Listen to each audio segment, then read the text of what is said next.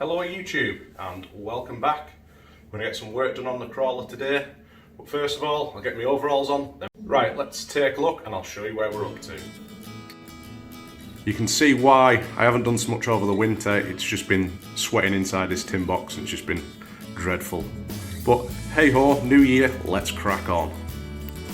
So unfortunately we blew the budget on Christmas and we didn't have a lighting budget for this one.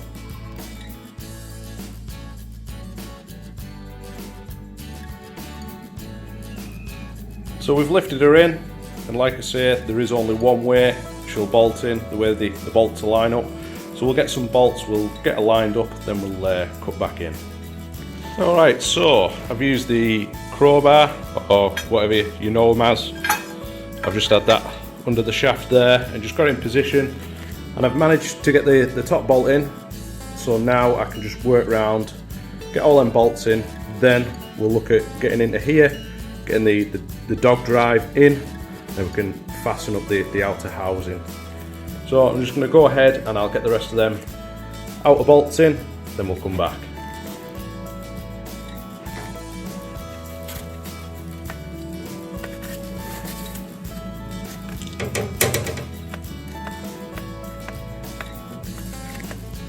Alright, I've got the 3 bolts in here.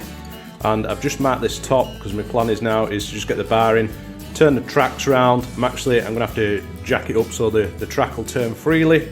Then we can turn this unit round, get the rest of the bolts in. And I've just marked the start point because I'm just putting a slight nip on them with a spanner. Then we'll go around with the torque wrench and we'll torque them up.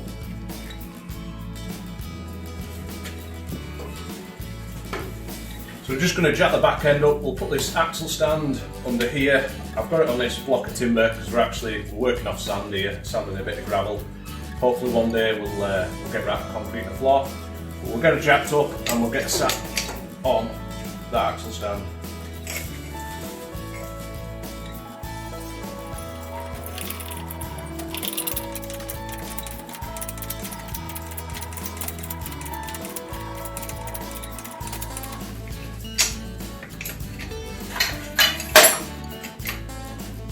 There goes the light.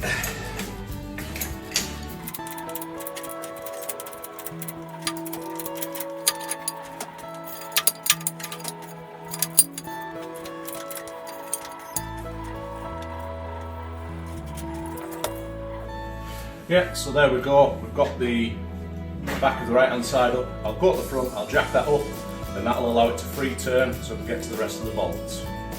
When you come to jack the front end up, it's hard to see in here.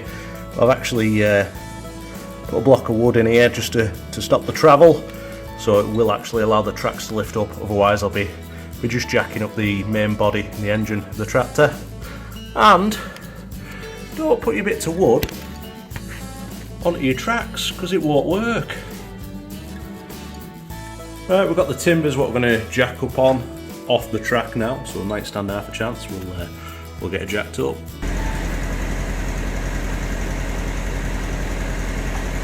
It's a little bit noisy. I've got the grey fergie running just to charge the batteries up for the lighting.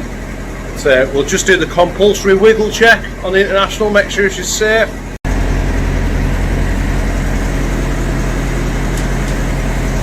She's safe.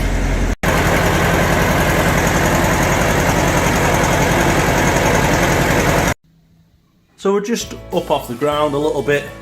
To be honest with you, that's the beauty with working on the sand, because the main weight's taken off it. Any little bits of resistance, it'll just scratch the sand out, so that'll be fine. We'll start and turn the unit.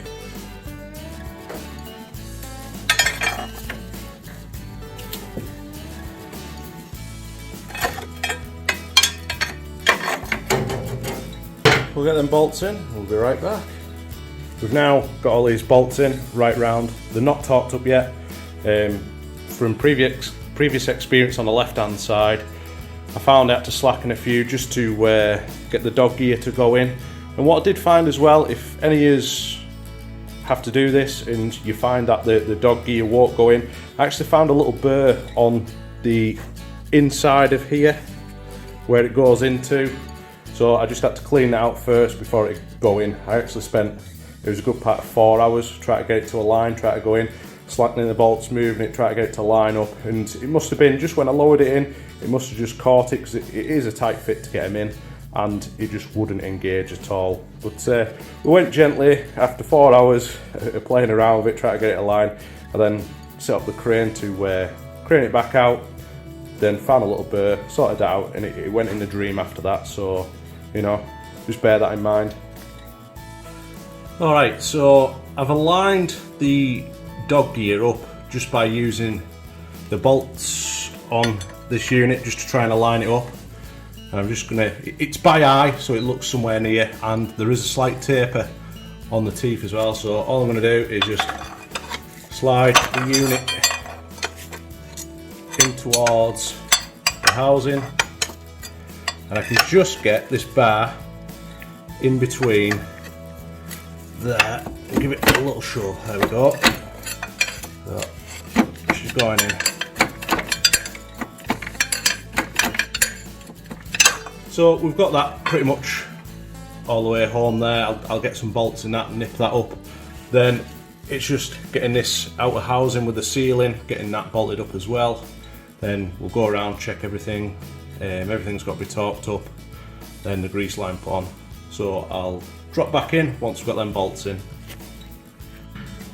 Alright, so I've got the bolt in. I'll just grab a screwdriver to show you. I've got this one bolt in here and the locking tab. I need to get the next one in, but I need to rotate the track to do that, and because now that dog is now engaged, I need to move both tracks around so it'll turn. So what I'm going to do is I'm going to have a little bit of a tidy up in here.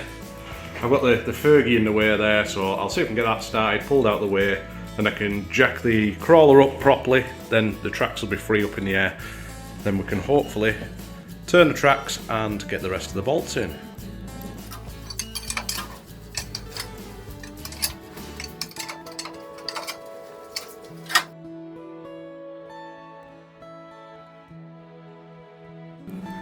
We're now all back together, all these are torqued up, all gone through it all, I'm happy.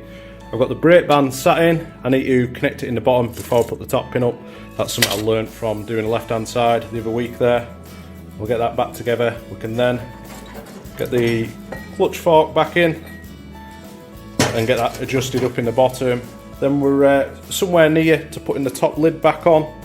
Then we'll have to look at repairing them bushes, which we need to sort out, and we'll get some oil in her. Just get the back end jacked up, we'll get these axle stands clear, and I can then do the glorious job of crawling underneath and sorting out for the brake bands and fitting the clutch forks.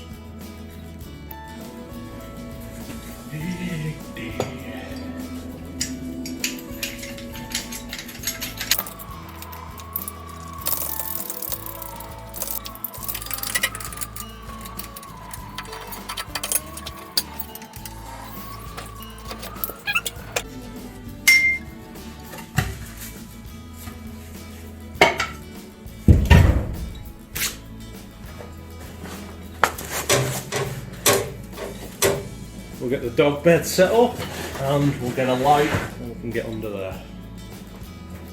So I've called it a day now just on this one, and we're not far off getting the back end back together now. I just need to get the top cover back on and just connect the brakes up and what have you, a few minor adjustments. But we've seen that in the taking apart video, I think it was episode 2, so I don't want to bore you anymore with that, and I'll get that back together. You may have noticed since the start of this video to this one, I've had a bit of a haircut. There has been a little bit of a time delay in this. I sort of get once a fortnight where I get up and have a few hours on it. So there has been a little bit of time. But hopefully now, spring's on its way, we're not too far away, the nights are drawing out. I can try and get a few hours of an evening and let's get her running hopefully. But I'm going to chuck a bit of bonus video in. I had a play a few weeks back, just try to get the engine going, just a little look. And I've had a frap and a pop out of it, but it's not running. I just want a bit of advice if anybody's out there who's done this with the timing of the mag. I took the cover off the fuel pump, got it on cylinder 1 where it was ready to inject, and checked on the crank for the timing mark and set it as that, and I was taking that as top dead centre on number 1. Then I've timed the mag to suit that. To me, it does sound like it's incorrect. The way it was frapping and popping, it was like the timing was out. So, like I say, if anybody's got any advice for that, please give us a shout, because in the manual it's not quite as clear as I would like it to be. So, thanks for watching, and we'll get back to you soon.